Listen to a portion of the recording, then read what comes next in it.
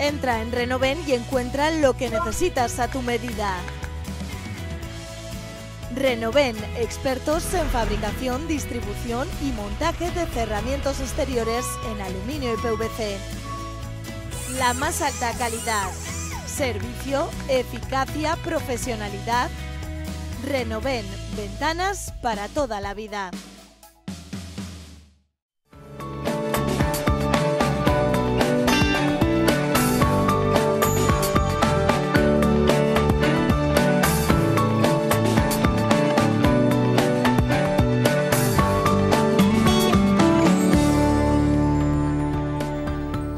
Jordi Rodríguez Virgili, profesor de Comunicación Política de la Universidad de Navarra. Bienvenido, muy buenas noches. Muy buenas noches. ¿Cómo ha cambiado la política en este país desde que empezaste en estas lides, no? Sí, ha cambiado bastante. Desde luego, yo creo que hay dos asuntos que han cambiado sobre todo, ¿no? La globalización y la disrupción tecnológica, la digitalización, como queramos llamarlo, ¿no? La irrupción de las nuevas tecnologías. Yo creo que ha cambiado la conformación de la opinión pública y la forma de comunicar la política. Por tanto, ya desde el siglo pasado, finales del siglo pasado hasta estos años 2019, ha habido un cambio profundo. La semana que viene arranca ya la campaña electoral de cara a las elecciones generales y ya hay algunos partidos que nos están empezando a dejar pequeñas pistas, pequeñas migas de pan en el camino para saber cómo se va a desarrollar en Navarra tanto la campaña de las generales como la campaña de las forales. Pero ya he vuelto a oír esto de la pegada de carteles, que yo pensaba que algún día esto dejaría de existir.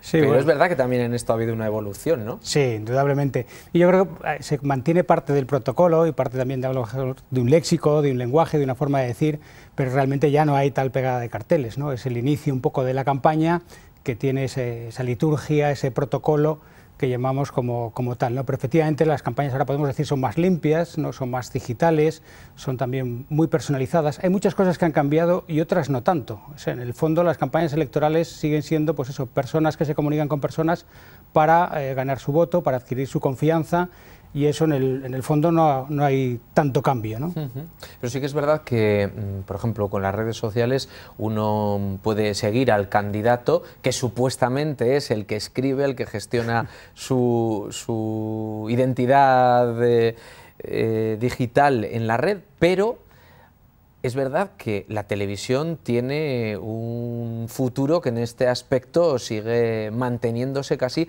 en el primero de los puestos para llegar al ciudadano. Indudablemente, ¿no? La televisión es la joya de la corona electoral, ¿no?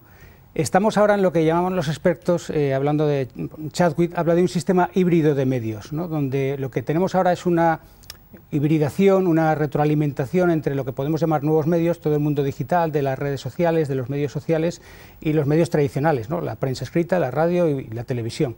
Entonces conviven unos con otros y vemos cómo la conversación a lo mejor de la red es recogida en los medios de comunicación y los que siguen proveyendo fundamentalmente de las fuentes originales de información y los que elaboran de forma profesional la información son los grandes medios tradicionales, que son los que marcan también la agenda incluso dentro de la conversación digital. Por tanto, estamos en esa convivencia de uno y otros medios donde no hay, o sea, tienes que tener en cuenta todos los medios y las sinergias que se producen entre unos y otros, ¿no? Pues, por ejemplo, en los debates electorales se está viendo, antes hablábamos, bueno, del debate que se produce en el plató y luego el debate del debate, es decir, cómo los analistas, cómo los periódicos comentaban ese debate. Ahora o ya desde hace un tiempo se habla también del debate paralelo que se está produciendo en la red, a la vez que es el debate electoral. Por tanto, tenemos el debate que se produce en el plató, el debate que se está produciendo simultáneo en la red, donde además se comprueban algunas afirmaciones, se refuerzan otros, y luego el comentario que los medios profesionales de la información también hacen de ese debate, ¿no? Vemos como todo se va enriqueciendo, también es un poco más complejo y hay que atender todos los distintos frentes. Claro, pero ¿quién hace la interpretación de todo eso? Porque es verdad que si es el propio político el que está hablando, el que se cuelga sus vídeos, el que cuelga sus opiniones y sus iniciativas, llega de manera completamente directa al electorado ¿dónde dejamos la mano de la interpretación, de esa comprobación, de ese fact-check que estamos hablando ahora cada vez más, ¿no? Si es verdad o no lo que dice? Una cierta desintermediación, ¿no? Y esa llegada directa ya del candidato y de sus equipos, ¿no? Porque muchas veces estas herramientas digitales no las lleva el propio candidato, sino que las llevan sus equipos, como en tantas otras actividades de la vida política, ¿no? Muchos de sus discursos no los escribe él, se los escribe su equipo, ¿no? Y muchas de sus iniciativas políticas han sido trabajadas previamente por sus equipos. Pues también en la comunicación digital o en estas nuevas redes sociales es el propio candidato y también es su equipo quien trabaja, ¿no?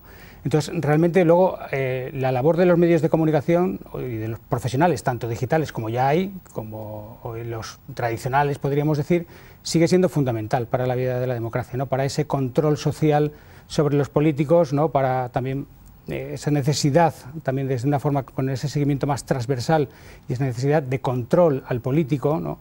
Yo creo que sigue siendo fundamental. Estamos viendo, por ejemplo, cómo hay algunos candidatos o algunos partidos que rehuyen un poco precisamente de enfrentarse a esos, podemos decir, periodistas profesionales, ya digo, en cualquier medio, y prefieren ese contacto directo, porque también estamos viendo que en las redes sociales no se produce, hay una apariencia de interacción, pero no hay una interacción como tal. Lo que hay es fundamentalmente difusión de información y luego una retroalimentación o un trabajo en red, pero no hay interlocución, no hay intermediación. Entonces nadie cuestiona tus mensajes. Entonces tú en las redes sociales puedes ir inventando tus mensajes, que el cuestionamiento va a ser menor que enfrentarte a una entrevista donde te pueden repreguntar, te pueden cuestionar un poco tus afirmaciones actuales y tus hechos pasados. Y luego la sobreexposición también de los candidatos, un Pablo Iglesias en La Sexta por la mañana, por la tarde, por la noche.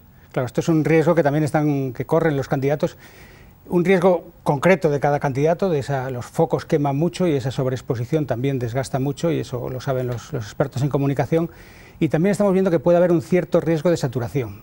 Vamos a encadenar ahora un mes para los analistas apasionantes, también muy trascendente para los ciudadanos y para el país, porque en apenas un mes vamos a elegir a todos nuestros representantes, primero en el Congreso y el Senado en Madrid, y luego tendremos las europeas, las forales y las locales. En apenas un mes vamos a tener, ya llevamos casi 2 meses de campaña, hay un cierto riesgo de saturación, de que un cierto ruido y que el ciudadano acabe también pues desconectando, ¿no? Y son riesgos que debe medir y correr cada candidato en concreto en su campaña electoral y luego en general, ¿no? Ese riesgo de saturación, un poco de ruido electoral. En los corrillos en Madrid se dice que se van a dar todos una tregua en Semana Santa. Ya veremos si van a ser capaces realmente de parar y dar un respiro no solo para ellos, sino también para todos los demás. Estamos en un escenario inédito, o sea, nunca habíamos tenido tantas campañas juntas y es verdad y que una de ellas, nada más y nada menos que las generales, se produce la campaña electoral en plena Semana Santa, ¿no? Sí. Que es verdad que ahí la gente pues aprovecha para tomar sus vacaciones y distanciarse quizá un poco más de ese seguimiento día a día de la información. ¿A quién le ha beneficiado que las generales se hayan convocado antes que las forales? Porque durante mucho tiempo estuvimos hablando del famoso superdomingo, ¿no? Que al final Pedro Sánchez decidió que no fuera así.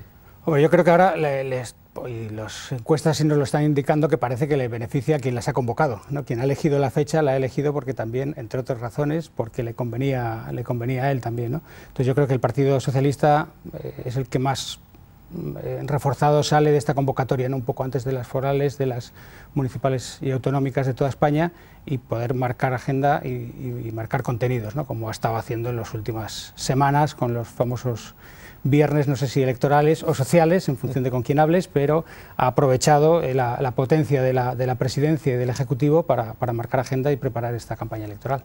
¿Y puede beneficiar más que todo se hubiera concentrado a los partidos regionalistas, a los partidos locales?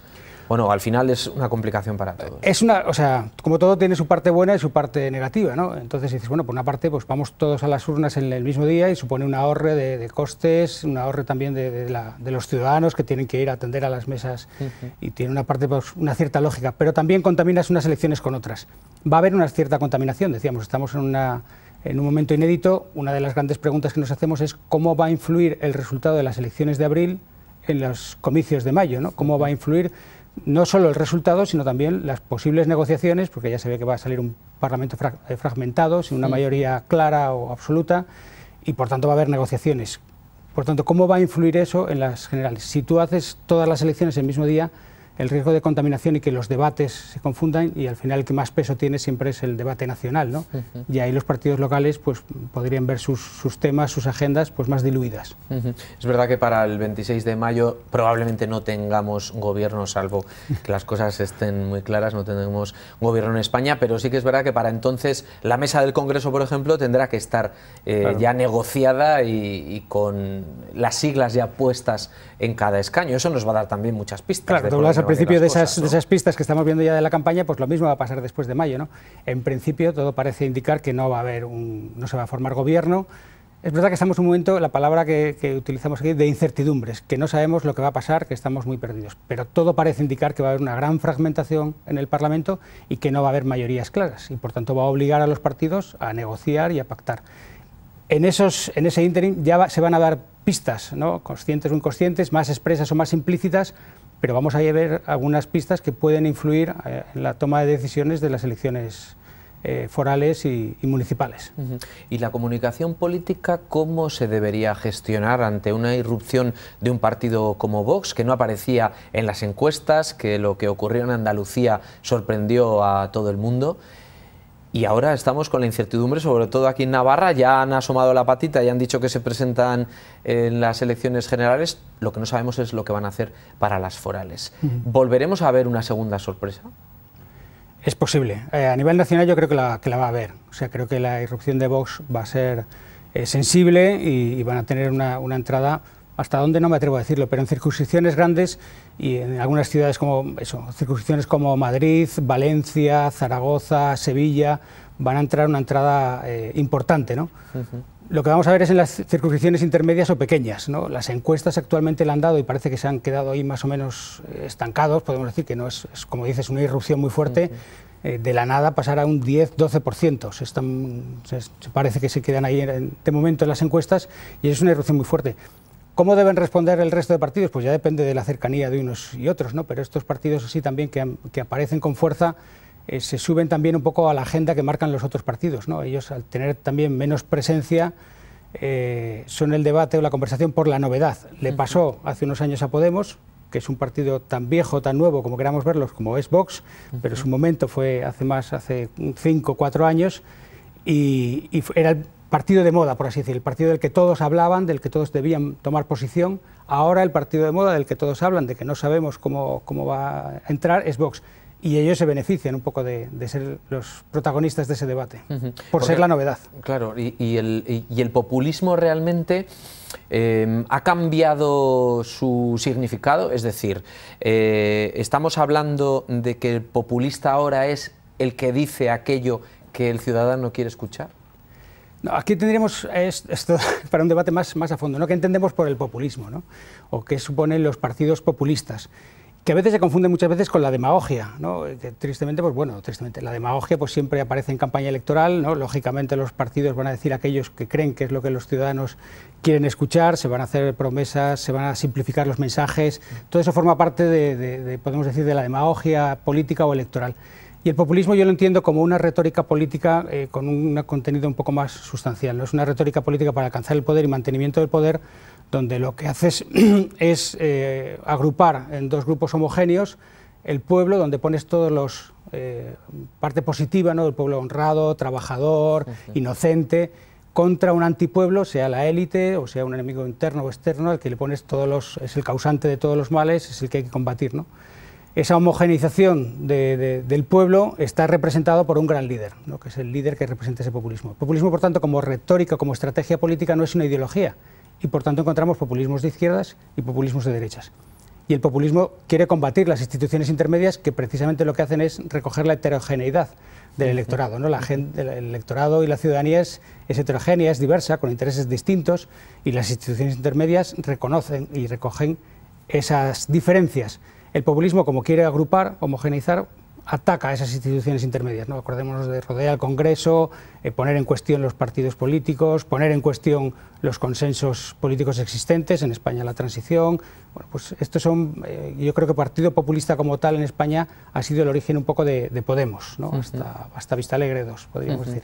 La sobreexposición, ya hemos visto, sobre todo cómo opinas al respecto, ¿no? Que puede ser perjudicial en un momento dado, y el hecho de ser categóricos, es decir, sentencias tan contundentes como la de Albert Rivera de Ciudadanos diciendo que no va a pactar con el PSOE de Pedro Sánchez, realmente, con todo lo que queda por delante hasta el día de las elecciones, no es quemarse de manera... Bueno, estamos en un momento también donde hablamos de la economía de la atención, ¿no? Precisamente por la disrupción tecnológica, los ciudadanos están sometidos a un bombardeo constante de estímulos comunicativos y de llamadas de atención. Entonces, los partidos necesitan llamar la atención de los ciudadanos y aprovechar esos pocos momentos de atención del ciudadano para dar sus mensajes claves. Eso nos lleva también a una simplificación de los mensajes y hacer mensajes muy fuertes o muy claros para que estén claros en la ciudadanía. Luego, ¿hasta qué punto eso te ata? Pues también hablamos aquí de que la coherencia entre lo que se dice y lo que se hace, ¿no? Hablamos también, se habla mucho del relato, del storytelling, pues también del story doing, ¿no? De hacer el relato, de construir el relato también con acciones. Por eso tiene sentido aquí el pacto aquí que hemos visto en Navarra, ¿no? Si efectivamente van a pactar después, pues bueno, díganlo ya antes y háganlo ya antes, ¿no? Entonces, el pacto aquí en Navarra da unas certidumbres al electorado, unas certidumbres que no se tienen en el resto de España, porque cabe la opción que tú dices, bueno, ¿cómo se es tan categóricos si luego os va a dar la suma? Ya buscarás una excusa para decir, pues es que si no pacto con ellos van a pactar con los independentistas y por tanto por el bien de España, bueno, pues aquí en Navarra sabes que van a pactar porque ya lo dicen desde el inicio, ¿no? Claro, el ciudadano muchas veces lo que ha hecho ha sido penalizar a esos partidos que no han sido claros durante la campaña, que preguntas y preguntas y preguntas en las entrevistas hasta dónde va a llegar usted y dónde va a acabar mi voto. Pero muchos partidos siguen sin responder a esas preguntas esperando al resultado final. Hay que aguantar realmente esa respuesta. Claro, ahí no hay tampoco una respuesta categórica la tuya, ¿no? O sea, que no. En las entrevistas sí. lo vivimos constantemente, ¿no? Y yo como ciudadano también, pues cuando voy a votar quiero saber dónde va a acabar mi Por eso voto, estas son ¿no? Porque si no igual voto al otro. Claro, son las tácticas o estrategias de cada partido. Y hagas lo que hagas, eso como siempre, ¿no? Cuando tomas una decisión, asumes unos riesgos. Si tomamos la decisión de decirlo claramente, no vamos a pactar con el Partido Socialista. Dice, bueno, ¿cómo eres tan categórico si luego quizá vas a tener que... Y si no dices nada, oiga, ¿va a pactar usted con los independentistas o va usted a indultar, si en caso de ser condenados, a los políticos catalanes en el juicio? Y no digo nada, para dejarlo abierto, pues también mal, ¿no? Si contestan y son categóricos porque contestan y son categóricos, y si no contestan porque no acaban de definirse, ¿no? Ahí son las estrategias de cada uno. Cuando no hay una respuesta clara, cuando preguntas y preguntas con quién va a pactar o qué va a hacer y no hay respuesta, claro, dejas todas las puertas abiertas y por tanto la lectura que hace el ciudadano es, bueno, este partido puede hacer de todo, puede pactar con unos o con otros porque no se está mojando, ¿no? Cuando lo dicen, pues dices, bueno, ¿me fío o no me fío? Ahí ya es cuestión también del elector, pero claro, cuando ya lo hacen y ya hay un pacto previo, pues ya es indiscutible que efectivamente se va a formar este bloque. ¿Cómo ha gestionado la comunicación política esta nueva coalición de Ciudadanos, UPN, Partido Popular, Navarra Suma? Bueno, yo creo que... Desde el punto de vista académico, ¿cómo...? Sí, yo creo que están todavía iniciándose, ¿no? Están arrancando ahora y vamos a ver, pues todavía no tienen, yo creo, ni página web, ni el EMA.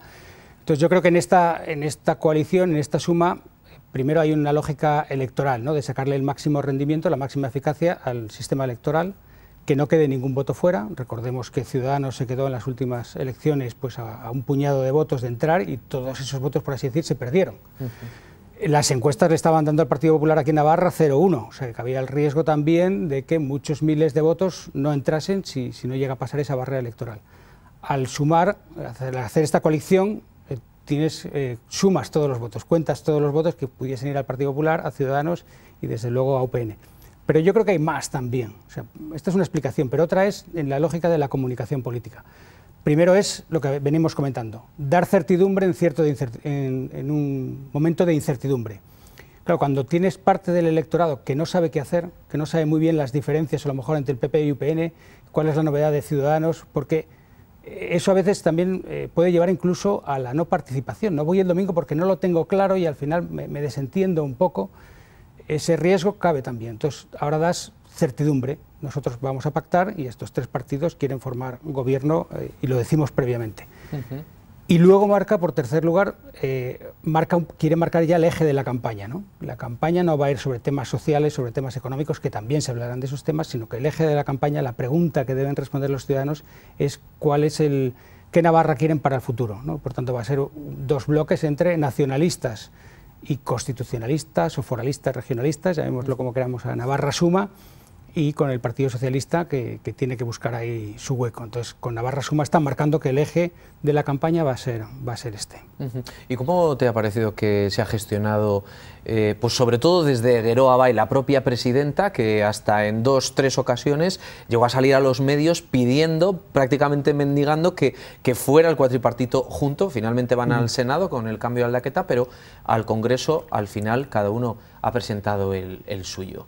¿Acertó exponiéndose de esa manera públicamente para recibir un no, que yo creo que prácticamente ya sabía que le iban a decir que no? Bueno, esto también, ver el partido toro pasado, pues es más sencillo, ¿no? En esas estrategias internas de negociación, también cuando Ana Beltrán salió diciendo que era la necesidad de unir las fuerzas constitucionalistas, pues se le dijo que no y dice, bueno, estás demostrando tu debilidad y que es quizá el que peligra es el que el Partido Popular no entre o no pase el corte, ¿no?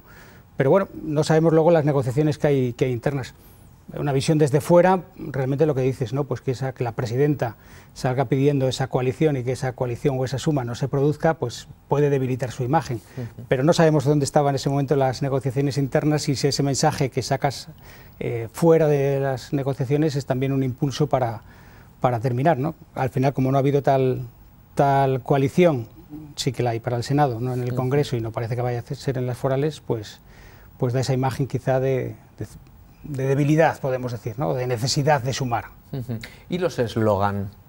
Porque ahora también empieza ese trabajo. Los primeros también han sido, en este caso, Geroa Bai, que ya en su momento, hace 4 años, llevaban aquel hashtag de Uxue Presidenta, que al final aquello se convirtió en verdad, pero ahora mismo están hablando de un Navarra no se toca, que ya está empezando a ser pulido o muy criticado desde la actual oposición, ¿no? Los lemas vienen a ser como la propuesta única de venta, ¿no? ¿Cuál es, por así decir, tu presentación, ¿no? El lema es el eje, por así decir, también de la campaña, ¿no? A veces luego, pues, realmente qué efectos tienen, pues no lo tenemos muy claro, no parece que tenga grandes efectos dentro de los muchos elementos que forman la campaña electoral. Pero bueno, es esa presentación, ¿no? Esa propuesta única de venta, mi factor diferencial. Entonces, realmente, el lema, el eslogan que presentó ayer Geroa Bai, pues no deja de ser un poco sorprendente, ¿no? Tiene su sentido, su explicación cuando dices, bueno, es el partido la coalición de gobierno y por tanto hay continuidad, ¿no? Navarra no se toca. Y también como otra posición de Navarra Suma, ¿no? Dices, bueno, hay una coalición donde hay 2 partidos nacionales y por tanto las decisiones se van a tomar en Navarra, en la defensa de Navarra. Pero por otra parte dices, no es coherente, porque claro, Geroa Bai no debemos olvidar que es también una coalición de partidos y dentro de esa coalición de partidos el partido más histórico, con mayor peso y con mayor presencia es el Partido Nacionalista Vasco, que también no es que sea navarro, ¿no? Y entonces dices, pues ahí hay ciertas incoherencias y yo creo que a mí lo que más me llama la atención es que pones el eje en donde lo quería poner Navarra Suma, ¿no? Entonces, por así decir, entras en terreno o en tema de tu adversario político. Vamos a ver cómo se evoluciona, pero realmente ha sido un poco sorprendente el lema en la presentación que tuvieron el otro día, ¿no? Ha sido algo que desde luego vamos a hablar de ello en los próximos días en Navarra, pero todos los partidos en un momento en el que nos encontramos ahora mismo y con las idas y venidas que han tenido algunos partidos, ¿no? Que Izquierda Unida fuera con Podemos en las generales, pero haya decidido también en Navarra separarse por una situación de deterioro y de desmoronamiento de Podemos en Navarra, en el que al final también se están mirando un poco de reojo, ¿no? Como no fiarse. Eso también va a tener lo vamos a ver en los debates, un debate a 6 que se celebrará en esta casa muy cercano a las elecciones forales. Antes veíamos que era el todos contra UPN, ahora ¿habrá más pelos en las gateras o no? Bueno, yo creo que eso se complica, ¿no? Porque hay una fragmentación mayor también de las posibilidades de las elecciones. a la vez una reagrupación en bloques, ¿no? Que también es lo que ha hecho estas coaliciones, ¿no? Y lo de Navarra Suma, ¿no? Dices, bueno, hay fragmentación y por tanto distintos partidos, pero en el fondo estamos hablando de dos grandes bloques con capacidad de formar gobierno, ¿no? Un bloque podemos llamar más constitucionalista o foralista y el bloque pues, más nacionalista con ese carácter de izquierdas por la presencia de Podemos y de Izquierda Unida. Y luego el Partido Socialista buscando... Entonces, esto será un poco el eje de la campaña, ¿no? Y ahí veremos también pues, cómo se mueven los distintos partidos dentro de esa coalición, sobre todo, como comentabas, a la izquierda, ¿no? Una de las grandes incógnitas, parece y todo indica que Podemos va a tener aquí una caída sensible y notable, ¿no? en voto y en escaños, ¿no? Pues vamos a ver esos electores a dónde van, si van al Partido Socialista de Navarra, si pueden ir incluso a Bildu, algunos a Geroa Bai, o algunos volver a la abstención, porque era mucho voto de la abstención. Vamos a ver ese comportamiento y también cómo todos los partidos van a intentar ganar unos de otros. Desde luego la campaña va a ser en ese sentido más compleja, de nuevo por novedosa, por distinta, ¿no? Porque hay un escenario distinto y más complejo. ¿Animarías a los partidos aquí en Navarra a que fueran a ese gran debate? Sí, yo creo que aquí es importante también para la democracia que conozcamos y que antes hablábamos, ¿no? De esos partidos que se esconden un poco solo en las redes sociales. Yo creo que es el momento de explicar a los ciudadanos tus propuestas electorales, de confrontar tus similitudes y tus diferencias con las propuestas de otros partidos políticos y por tanto yo creo que la campaña electoral es el momento de dar la cara, ¿no? A veces los consultores, esto sí que puedo, lo que hacen es minimizar riesgos, ¿no? Entonces, para no equivocarte, y estamos viendo además cómo cuando se cometen errores, bien los adversarios, bien los medios de comunicación, somos los primeros en airear esos errores, esas equivocaciones, y hemos tenido ya varios ejemplos en lo que llevamos de pre-campaña, y por tanto muchos consultores le dicen a sus políticos, oye, no te expongas a errores, no vayas a tal sitio, y al final los acaban guardando tanto que acaban desconectando. Entonces, bueno, la campaña electoral es el momento de asumir riesgos, y más en este momento de incertidumbres. Ir a un debate es asumir un riesgo, digo, sí, cierto, pero bueno, yo creo que es lo que toca, creo que es lo que deben hacer los políticos y es el momento de ir a asistir no solo a los debates, a las entrevistas, a los mercados, a las plazas y hablar con los distintos sectores de la sociedad. Pues estaremos muy pendientes de cómo evoluciona esta campaña que está a punto de comenzar y de la que algunos ya tienen porra. No te la voy a preguntar para no comprometerte, pero me la cuentas ahora. Jordi Rodríguez Virgili, profesor de Comunicación Política de la Universidad de Navarra, muchísimas gracias. Muchas gracias a vosotros. Buenas noches. Sí.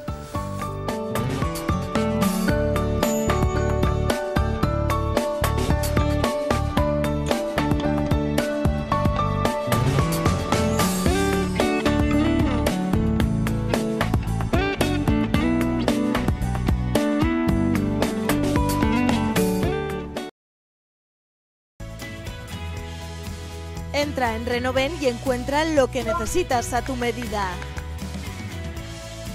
Renoven, expertos en fabricación, distribución y montaje de cerramientos exteriores en aluminio y PVC. La más alta calidad, servicio, eficacia, profesionalidad. Renoven, ventanas para toda la vida.